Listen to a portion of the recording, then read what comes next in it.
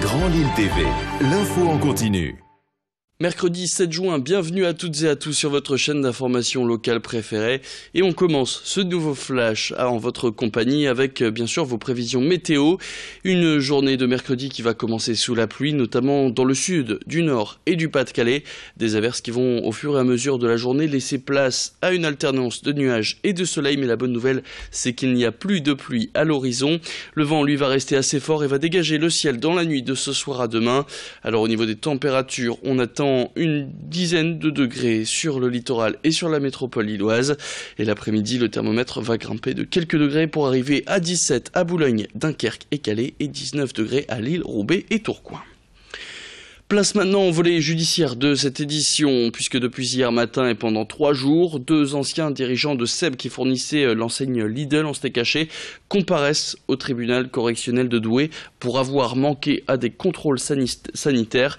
Les steaks contaminés par la bactérie E. coli avaient causé de graves maladies, dont des troubles neurologiques pour une quinzaine de personnes, dont des enfants.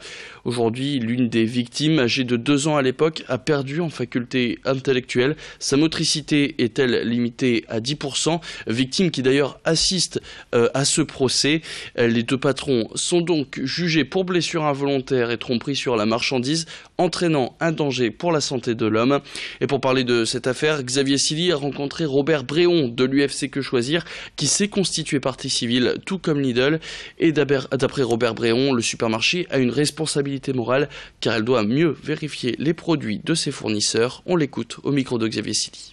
Nous demandons à ce que la justice condamne fermement ces actions, parce que là, effectivement, on a en face de nous des gens qui ont préféré faire des analyses telles que la loi les oblige, mais à ne pas attendre d'avoir ces résultats d'analyse pour pouvoir, parce qu'il y avait une demande, donc ils ont privilégié la vente, l'aspect financier à l'aspect réglementaire et à l'aspect surtout sécuritaire des consommateurs. Par notre présence, nous souhaitons effectivement que ce soit la dernière fois et que les professionnels prennent en compte, parce que c'est aussi l'obligation des professionnels. On sait bien que tous les professionnels ne sont pas de ce genre-là, c'est-à-dire qu'on a des professionnels qui sont sérieux. Donc il faut aussi que la profession fasse le ménage chez eux. Et ce qu'on retient de cette première journée de procès, c'est que les anciens patrons de cette entreprise qui a été liquidée en 2011 nient totalement leur responsabilité dans cette affaire. À noter qu'ils risquent jusqu'à 4 ans de prison ferme. C'est un véhicule qui est en passe de devenir un fléau dans de très nombreuses communes. Que faire contre ces quads qui servent souvent à faire des rodéos sauvages, comme vous voyez sur ces images récupérées sur Internet? Les riverains sont souvent excédés par les nuisances sonores, les incivilités et l'agressivité de ces conducteurs. Conducteurs qui sont aussi dangereux de par la vitesse excessive et le non-respect des conditions de circulation et du code de la route. Le maire d'Halluin, près de Lille, a peut-être trouvé une solution. Il vient de publier un arrêté d'interdiction pour tous les quads et pour les motos non immatriculées sur sa commune. Arrêté qui s'applique d'ailleurs jusqu'au mois de janvier et qui est appliqué presque en urgence par le maire, qui explique que certains habitants seraient prêts à tendre un câble dans les rues pour faire chuter les pilotes de ces quads. Les forces de l'ordre vont donc avoir enfin une base légale pour intervenir face aux pilotes au sein d'Halluin. On écoute tout de suite Gérard Dassonville, le maire d'Halluin.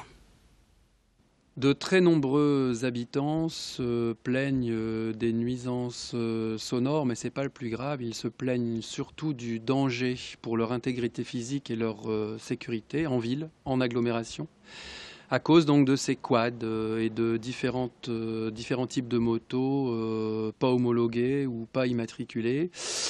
Tout simplement qui violent le code de la route en permanence, qui font d'abord un bruit phénoménal, mais surtout, et c'est le plus dangereux, qui roulent à une vitesse très excessive, qui roulent sur les trottoirs. Donc les gens ont peur pour leurs enfants, pour eux-mêmes, mais c'est un phénomène qui s'amplifie.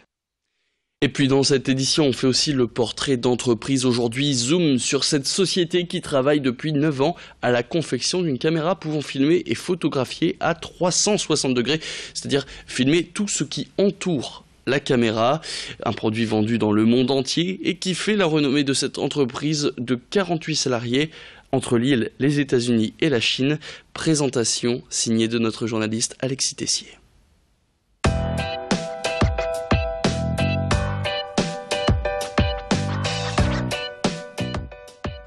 Prendre une photo ou une vidéo à 360 degrés, ça n'était même pas imaginable il y a 15 ans, mais aujourd'hui c'est possible.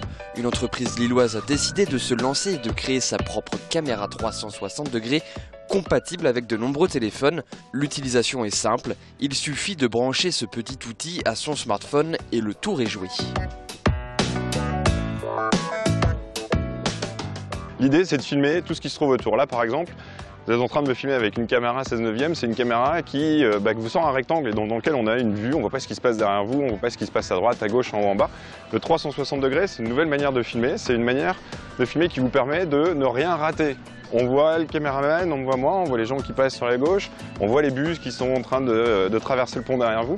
L'idée, c'est vraiment de tout filmer et ensuite de pouvoir naviguer à droite, à gauche, en haut, en bas, en utilisant un smartphone ou un casque de réalité virtuelle, ou même sur son ordinateur avec une souris, et de pouvoir naviguer et de se promener dans une vidéo, en fait, comme on n'a jamais pu le faire jusque-là.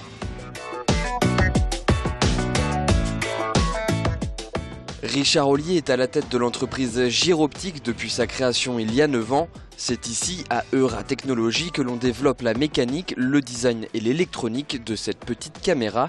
Depuis 10 ans, beaucoup de choses ont évolué. Le produit de base n'était pas destiné au grand public. On développait des appareils photo panoramiques à destination des agents immobiliers pour qu'ils puissent faire des visites virtuelles pour pouvoir visiter des appartements. Il faut se remettre 9 ans en arrière. 9 ans en arrière, il n'y avait pas Google Street View. On commençait juste à avoir des smartphones et c'était vraiment une technologie qui était complètement nouvelle à l'époque. Et puis on a évolué au fur et à mesure de la vie de la société. Commercialisé il y a 3 ans, Gyroptique connaît un véritable succès. Il est vendu aujourd'hui en ligne et en magasin au prix de 249 €. En un mois, l'entreprise en vend plus de 10 000. Et c'est la fin de ce flash. Merci à tous de l'avoir suivi. Tout de suite, vous avez rendez-vous avec vos prévisions météo.